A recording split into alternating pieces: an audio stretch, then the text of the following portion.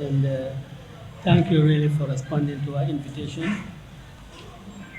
And one thing that the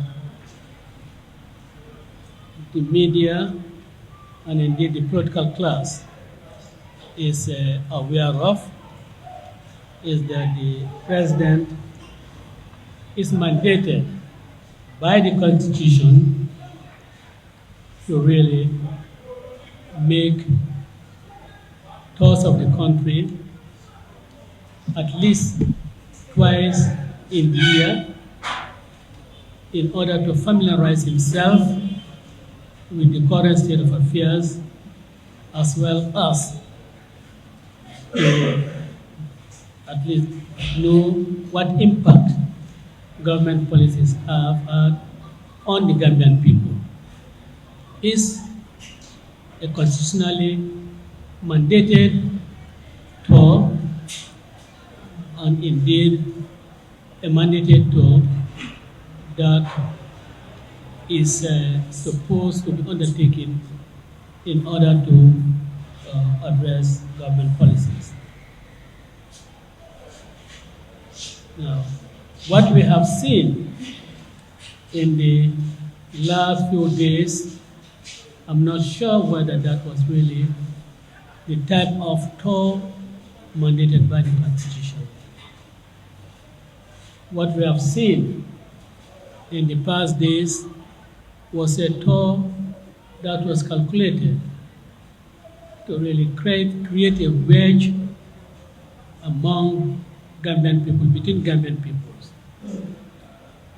It was a tour that was designed, or at least it was a tour that the president used in order to have, as they would say, to really target individuals for insults, target individuals for really unsavory statements. It was a tool really the president used in order to vent his rejection of particular race, that is the Nar race. It was also a tool that the president used to demean his opponents. It was a tool also that the president used to really show how much he was in cohort with the business community, and then you have to think it was also a tool that the president used to really show how much he has approved corruption in this country. Instead of the president really explaining to the Gambian people what policies he has for them, instead of the president really using this tour as an opportunity to really tell the Gambian people what he was prepared to do in the health sector, in the education sector, in the agricultural sector, he really went out on a tirade on individuals. And we do not think that the Gambian taxpayers' money was really being properly used. I know the president always acts like a rabid dog. When a rabid dog sees water, the way it behaves, that is how the president behaves when it comes to matters or issues affecting the United Democratic Party. Was there any justification for the president to refer to UDP as a banner party? Because he didn't say UDP, but we all know that it was UDP that he was referring to as a banner party. It is the UDP's bureau, because the other day we are going to open their bureau, the banner party, we are going to open their bureau. But postponed it when they heard that we were coming out to really open and inaugurate bureaus that that you can call a proper bureau. They postponed the inauguration of their NAR bureaus because he was going out. We think that this was very insulting. We think that this was very demeaning. This was very, very unpresidential for the president to reduce himself to the level of what I would call veranda politicians. I think that's not what ought to happen, what the president ought to have done. Calling the bureaus NAR bureaus, we strongly believe, in fact, we conclude that he was referring to the bureaus that he thinks Talib Ahmed Bensouda will subsequently inherit from we, the current leadership of the United Democratic Party. You couldn't have anything more insulting, more degrading than such a statement from the president of a country who should be addressing the everyday problems of the Gambian people. But rather, he is so obsessed with the United Democratic Party.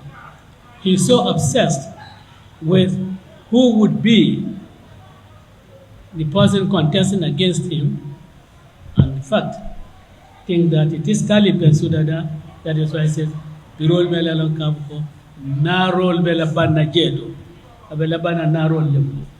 And Naro Abela Bana Narol Melbu. There's only one Nar we see in the United Democratic Party leadership. Only one Nar, and that Nar is Ahmed Talib Bensouda. Should the president go that low?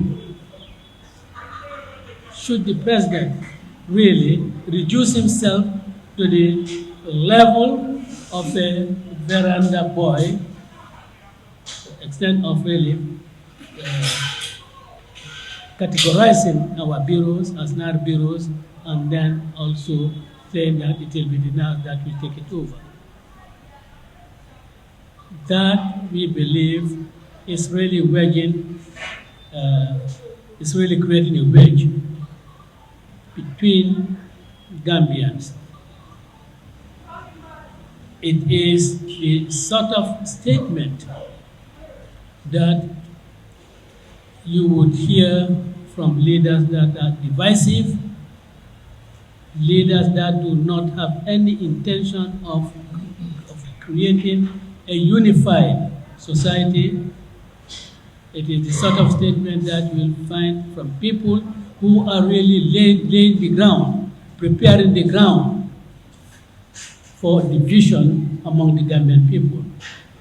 It was not only that statement that we find unpresidential, but it was also asking his supporters that if anything, if anyone should insult them, they should be prepared to fight.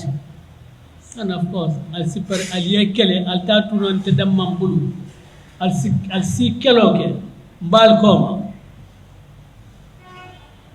well, I want to say, gentlemen of the press, that such a statement is really inciting. Telling supporters to fight is inciting. And we do not expect the President of the Republic of the Gambia to really make statements that are incendiary, statements that really urge sections of the community of the Gambian society to really become violent. He is encouraging violence. And one thing I know is that the United Democratic Party will not encourage violence, but the United Democratic Party will be prepared to use violence to meet violence. We are not compromising on that. We will use violence to meet violence. If you come to us with violence, we'll meet you with violence. That we certainly will not sit down and allow anyone who believes that he has the backing of the government of the Gambia to meet violence to us, and we sit down passively and not meet that violence with violence. That is not a threat. I want to tell you, Mr. President, that is a promise. You are asking your people to use violence against us. We will use violence to defend ourselves. If you think you can use the security forces against us, we say we'll be prepared to meet any section of the security forces, be they police, be they soldiers, be they PIU, citizens of this country. If you want to use them against us, weaponize them against us, we will certainly stand up against them to protect our rights, that nobody will really reduce us to, people who do not have rights in this country. We are prepared to die for it, and we are prepared to go to jail for it. We want to make sure that this country is governed by the laws, but if anyone also wants to really misuse the laws by giving improper orders, we will not obey any order that is improper. And we want to tell you, Mr. President, that we will not be intimidated. The arrest of Mr. Diba is not going to intimidate us. In fact, the arrest of Mr. Diba has really made us be better resolved and to be better determined that we will not allow the dictatorship of the past to come back, to return to this country. What we did to keep that dictator, to keep that former dictator, what we did to keep it under control, we will do the same thing with your government, we will do the same thing with you, Adama Barrow. We will not allow you to really come on and treat us as trash. I'm trying to use the right words, not really to be insulting, not to be words that are not proper, but then we want to we'll tell you that we will keep you at bay as we did with Gambia. No amount of intimidation will cow us down. We want to tell you that what we did until you came to power, we will do the same thing to make sure that our rights are protected. This country belongs to all of us. Keep on intimidating us. What we expect of you, Mr. President, is that you will create the environment that allows for free political discourse. We know that the past regime weaponized the judiciary and weaponized the police against the United Democratic Party. I am sure the judiciary, under the leadership of Honorable Chief Justice Hassan Jallow, will not be weaponized. I cannot say so for the police. But whatever you do in weaponizing any institution, we will stand up against those institutions. And I want to advise the police, those who are in charge of investigations, those who are in charge of prosecutions, that you were in this country in the Jammeh, under the Jammeh era. You all went into exile. You went into exile because the conditions in this country forced you to go to exile. because the police was being weaponized, and some of you who are today in responsible positions in the police suffered because of the weaponization of the police. You left this country, went abroad, you have your families there. You have come back to the Gambia, and you should not allow yourself to be used by the Barrow administration. I can tell you, we still have our connections in the United Kingdom. We have our connections in the United States of America. We have our connections in all other countries in Europe, democratic countries of Europe. And we are cataloging all that we are doing here. And you know you are putting your families in jeopardy by really helping and democratic, by helping the government to do things that are out of order, a government that is violating the Constitution. And you know the consequences of that for your families. We'll inform them, we'll give those governments all the things that we are doing in this country so that your families so that we can get your families sent back to Gambia. And we can do it unless you stop what we are doing. All the things that we are cataloging, and we are going to hand them over to the governments of the United States of America and to the government of the United Kingdom through our connections. Because you cannot really enjoy, or your families cannot continue to enjoy the facilities, the privileges of those democratic governments, and you are here being used as instruments. You are here used as weapons against parties or organizations that are doing, all that they are doing is what is legitimately their right to do.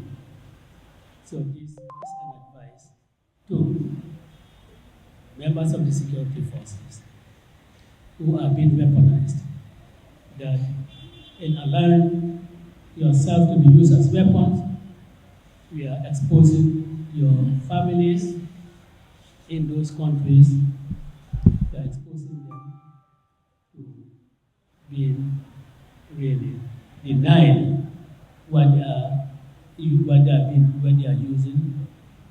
You are putting them in jeopardy because they can be sent back, because there's no longer the issue of fear that the issue of fearing any persecution. Now, we have told that some of our members are engaged in insults.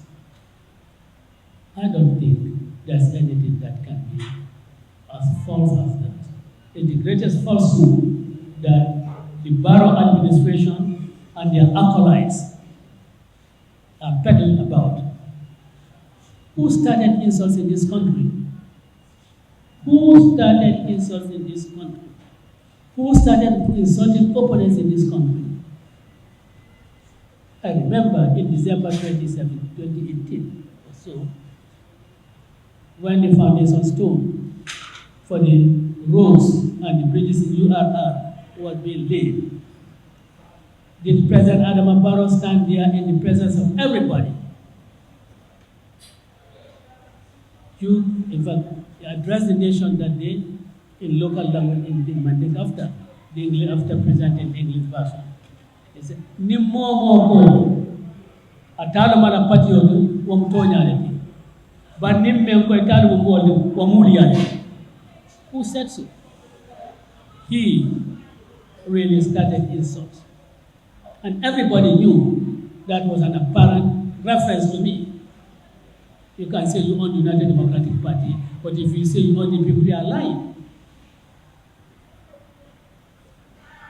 So,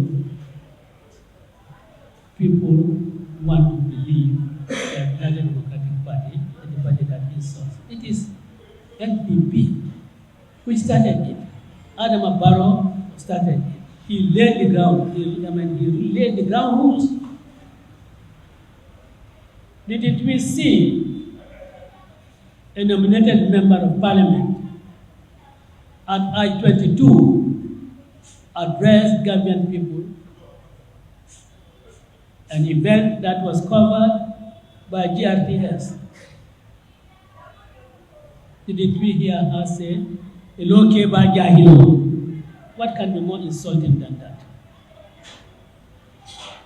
Keba Jahilo, you don't think that is seditious? You don't think so? But if you say, Imam Femno, say that is seditious. They were there, they clarified. Only Honorable Ahmad Ba took objection to that, what we saw in the video. Only Honorable Ahmad Ba took objection to it. Adma Barol clapped his hand, he laughed and raised his feet up. We saw that. Keba Jahilo is nothing that would create disharmony, disunity, and disaffection in the community. Imam Fellow that could. As far as I know, Imam Fellow, that in English, I think it means ignorance. Ignorance. So, if one goes on a national tour, and that tour is supposed to be used to familiarize yourself with the current conditions of the country, familiarize yourself with the impact of government policies. If you reduce that to, say, this is narcotic, you reduce that to caricaturing people that they have lost their networks, caricaturing people. Suddenly, someone who is ignorant of the import of Section 222(15), only people who are ignorant of that, would certainly do this sort of things. And certainly, if anyone does anything outside Section 222(15) of the Constitution, you can rightly say that, he doesn't know it. He's ignorant of it. A man running. Yeah? But since it's a matter that I understand is likely to go to the court, and we'll just not make any further comments on it. But that tour, it was wasteful. How many ministers went on that tour? I would have thought that in the state in which we are, government would have made some savings. In every region in this country, you have a director of agriculture. In every region. In every region in this country, you have a regional education officer.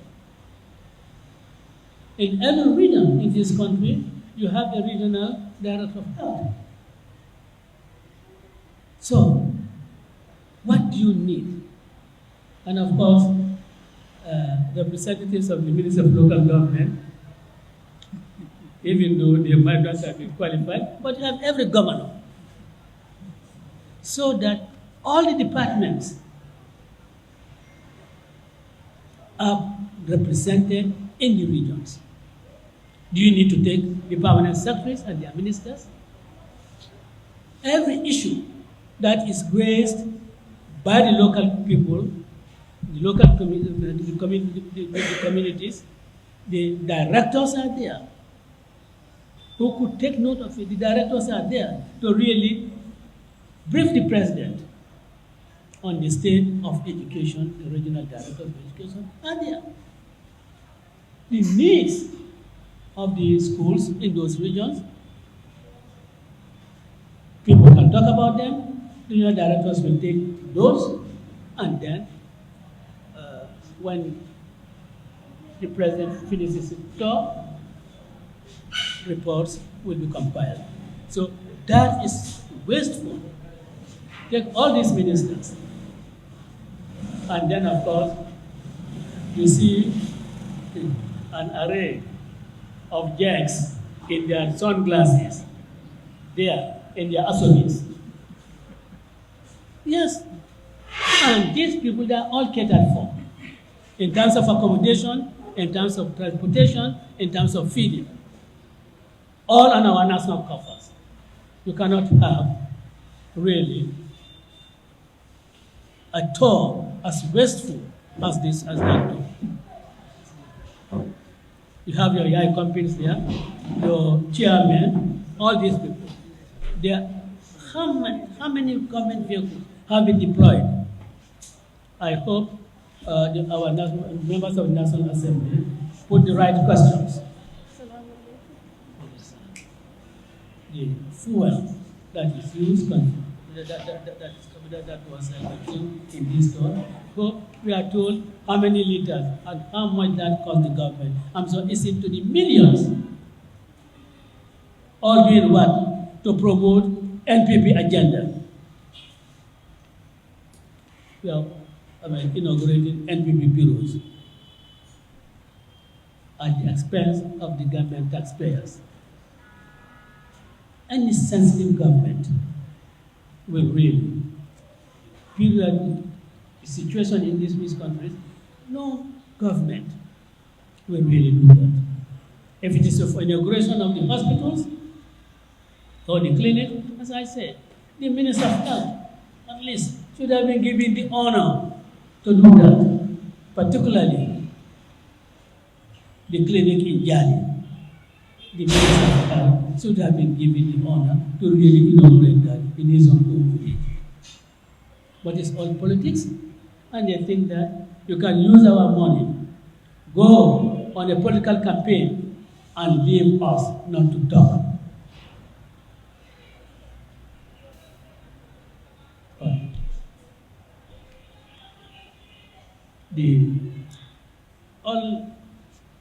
That's not the only thing that we think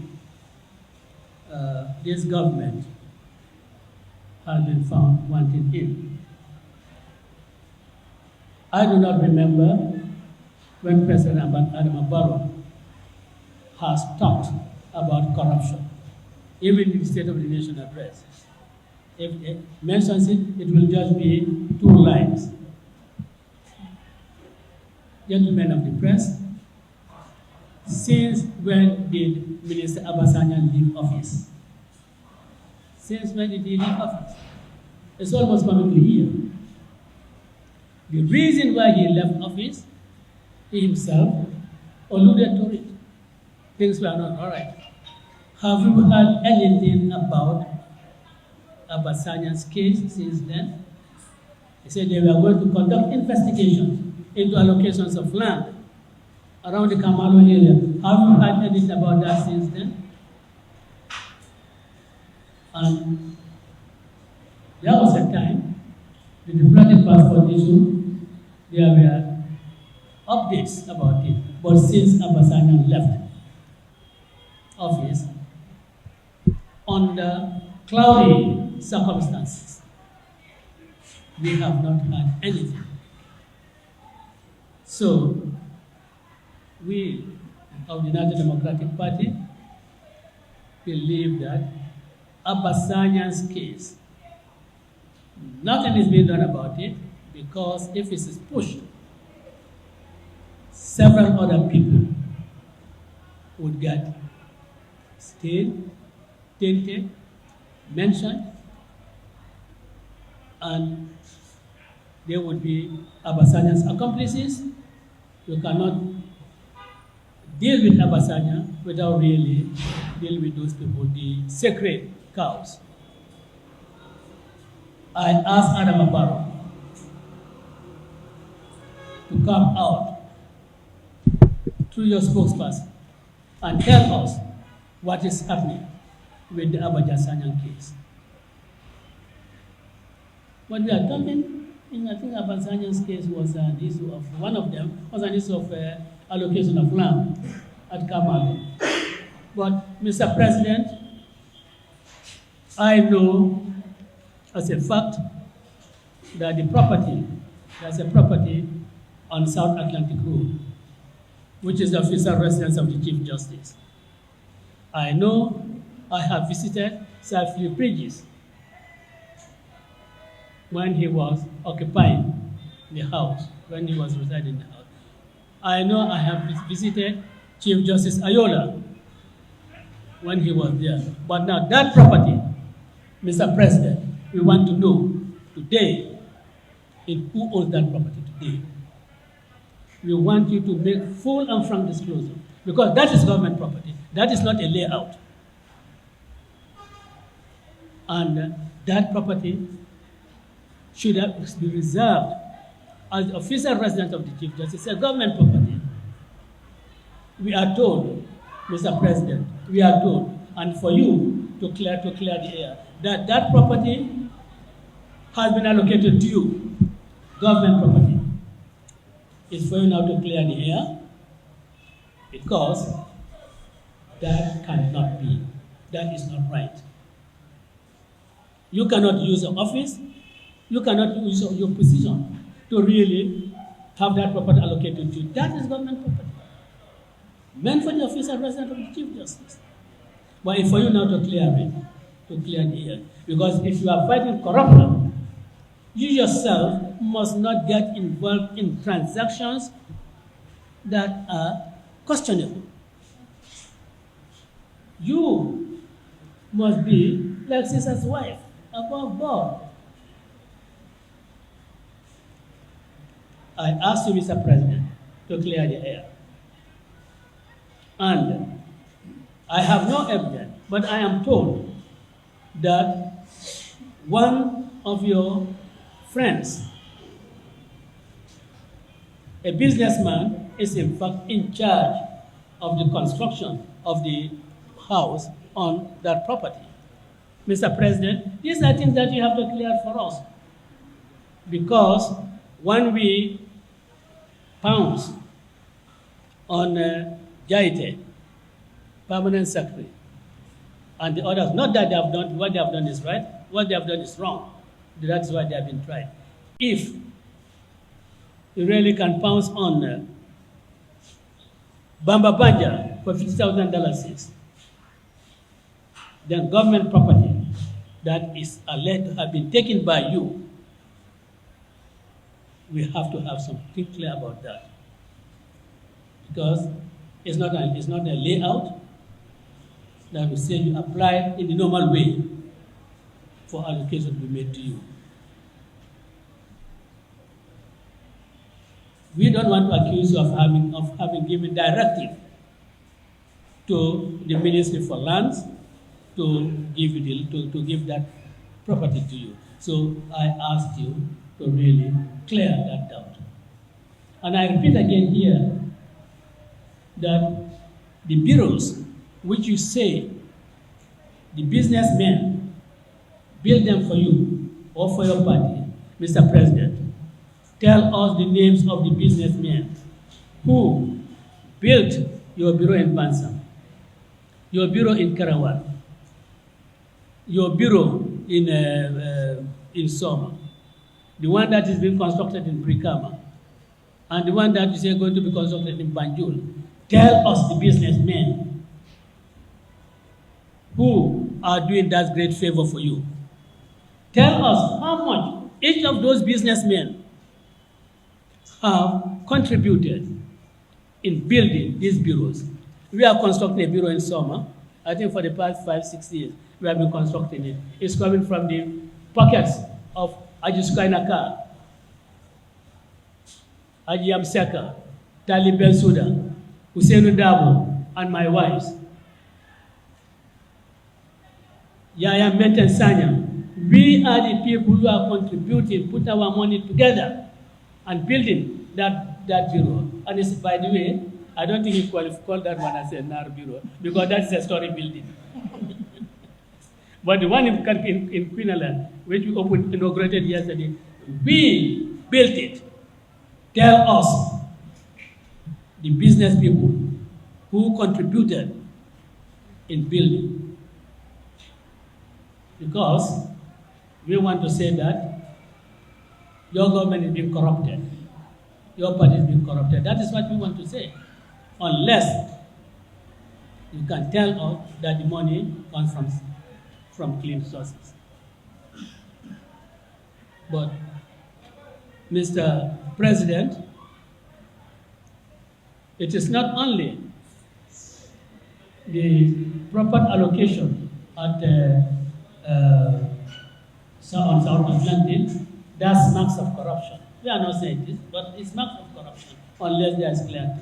But if you are really serious in the fight against corruption, all the revelations that are coming out of the local government inquiry, Mr. President, one would have thought you would really do something now. One would have thought that even if the local government commission has not made any interim orders for them to go on leave, you, in your conscience, you, in your commitment to fight against corruption, would at least get the Minister for Local Government to do something about that. People confess every day of having stolen money from us. People agree that they have given money to governors, which was improper, and still those people are in office. Mr. President, I mean, your resolve in fighting corruption becomes doubtful, unless you really take action against those people. I'm not concluding that the real commission will find those people culpable, but at least there's some prima facie evidence that should really spur you into doing something. We just concluded the OIC. That's right. I would always congratulate you for really becoming the chairman of the OIC. I'll always congratulate you. It is a pride for all of us Gambians that for once, ECOWAS denied you becoming chairman, AU denied you becoming chairman, but 57-member country organization. So it fit to really cede chairmanship of that organization to you. I congratulate you. We are proud of you, and we pray for you. We'll work with you so that your tenure as chairman of OIC is successful. Because if it succeeds, it will be a pride for all of us as Gambians. But, Mr. President, the vehicles, I've seen those vehicles. I've seen some of them now given to ministers. I think that is wrong, Mr. President. Those vehicles should be left with the OIC Secretariat. Mr. President, you say you want to make this country a destination, a center, a conference destination. We must leave those vehicles, and they become to constitute the fleet of the OIC conference vehicles. We have seen them with ministers. This morning, this afternoon, I saw one of them parked at the premises of a minister. And before I got here, I crisscrossed with the road with another one being used by a minister. Mr. President, that is not the time. You don't make these vehicles osusu. Just, giving out among yourselves. No. I had a story. I had something. I dismissed it. That it was being shared. That one particular individual had about 10. Well, I dismissed that as not true. But it's possible that that particular individual had 2. But, Mr. President, I'm saying that that is not a proper use of those vehicles. After all the ministers had their vehicles. They were all roadworthy. They were using those vehicles before the OIC vehicles came in. Why do we have to give them new vehicles And by the way, we understand the tender was for 100 vehicles. 100 vehicles, that was the tender. So the agreement and the contract was for the supply of 10 vehicles. But less than 10 vehicles have been supplied. What about the remainder? We are not been told anything about the remaining. I think, is it 82 or 83? 83. So you people who know arithmetic, about 17 more have not been delivered. And we are not told what is happening to them. And again, Mr. President, if you are serious about fighting corruption, all these things will be made clearer to the nation. We have 2 vehicles outstanding, during the cost of which I think is 12 million per vehicle. So 12 times 17. How many millions are that? 12 million times 17. You are the calculator. You use your calculator, and you'll be able to tell us. We are not saying. I'm not by any imagination saying that, Mr. President, that there's something crooked. But I'm saying that has not been accounted for. The tender was for 100 vehicles, and the 100 vehicles have not been supplied. The remaining 17 vehicles at a cost of 12 million we are a day. That's what the $204 million is for the 17. We are there. We, as a party, and we representing the conscience of the Gambian people, say that, Mr. President, please give us an account of those vehicles through your secretariat. We ask you to do that.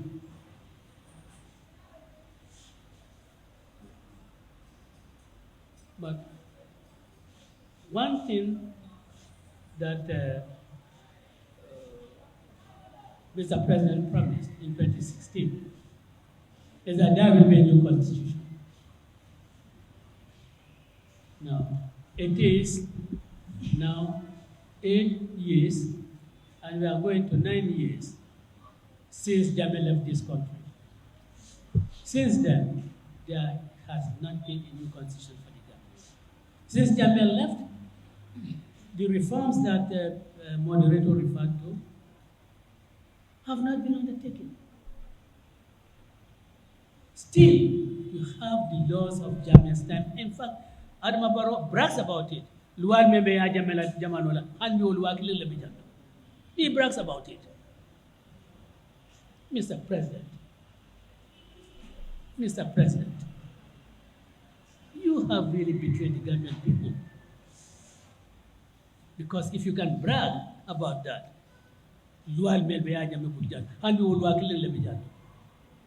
that should be a shame. You should be president. You should be ashamed of that, because that is what you promised the Gambian people, that you will do away with all those laws and put in place better laws for the people of the Gambia. You, Mr. President, promised that you will give the good constitution. You still have not. And I marvel at the utterances of some of your defenders. Yes, the Gambian constitution does not have a provision. The current constitution does not have a provision for a 2-term limit.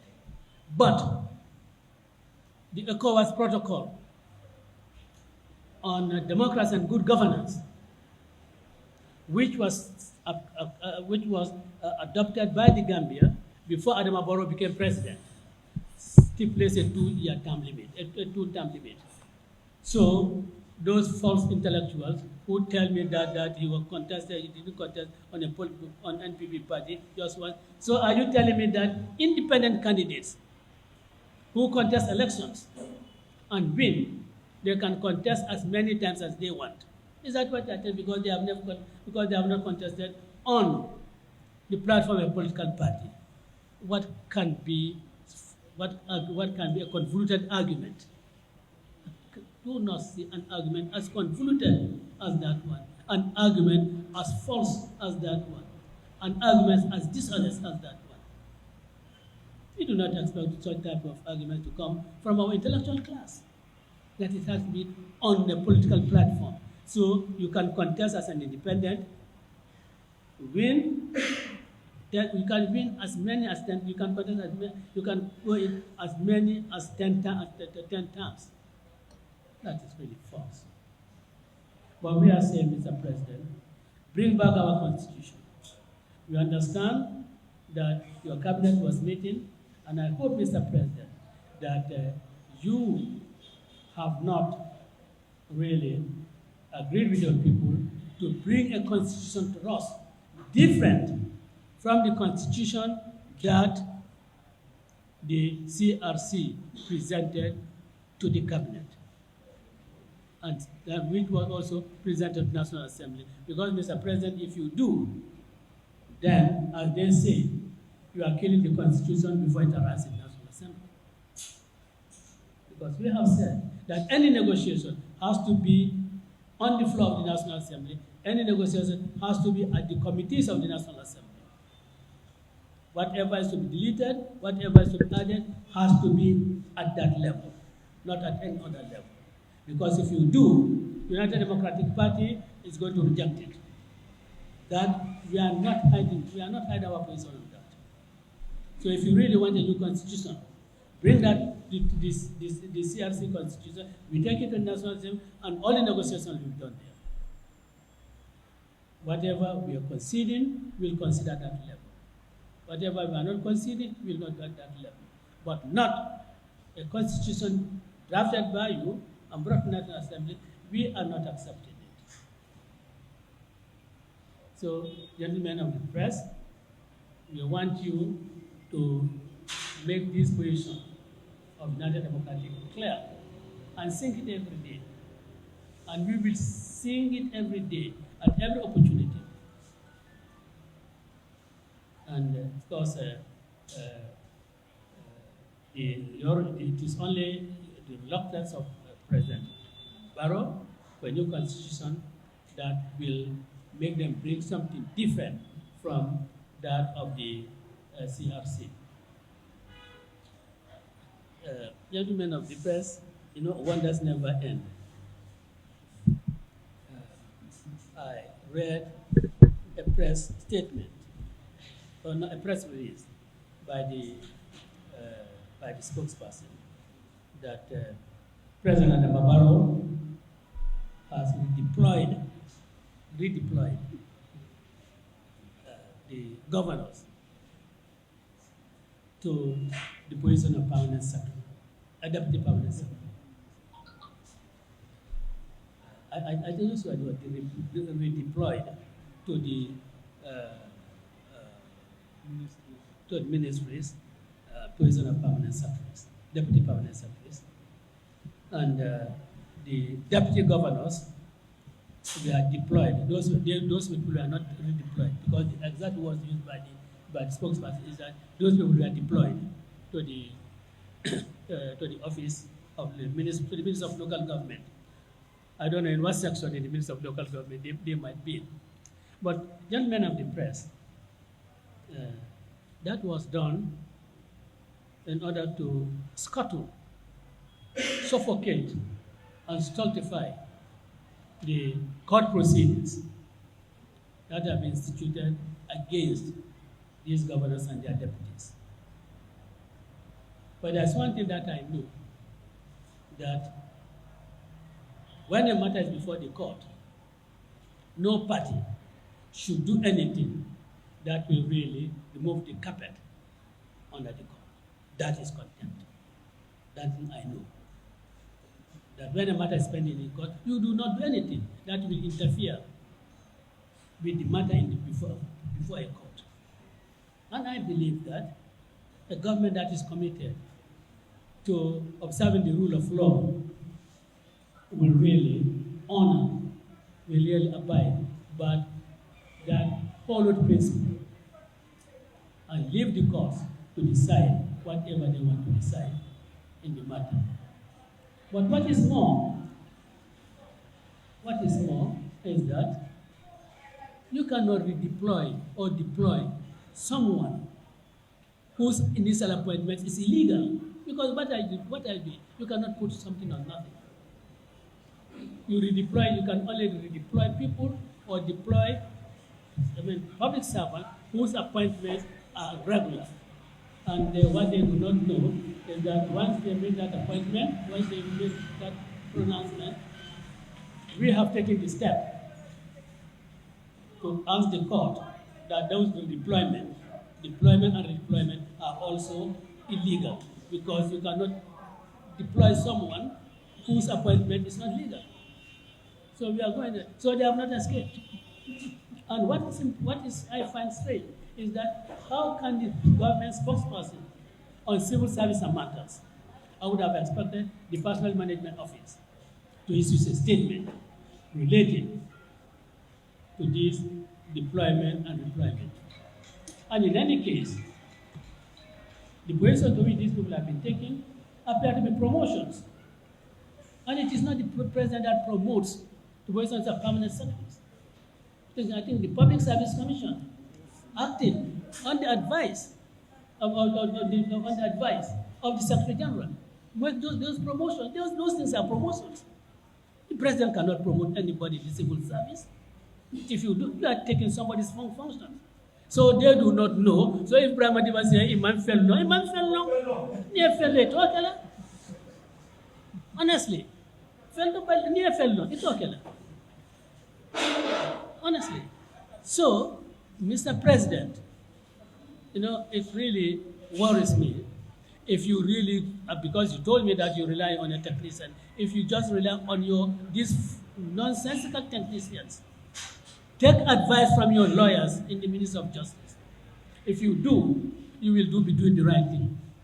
But if you want to rely on these so-called political advisors, on these people that sit with you at your Bahal lunch, and you think you can do things rightly, you are mistaken, Mr. President. And that is what I want to say, members of the press, that case is the governor's case, is not abated. Those so-called transfers or whatever you call them is nonsensical. We are going to make sure that we set all those things aside and that you cannot interfere with court proceedings. And I'm minded, in fact, to bring contempt proceedings against those people who are behaving this way. But I want to thank you all for responding to our invitation to this press conference or press briefing, and we in fact more of the tour and this governance was just incidental. And but one thing I want to reiterate is that there is no amount of arrests, there is no number of arrests, there is no number of detention that is going to intimidate us. We will make sure that all that the Gambian people want, we achieve it. We are working together with the Gambian people. Whatever we do resonates well with the Gambian people, and we will ensure that 2026, the people of the Gambia will have a government that they deserve, a government that really responds to their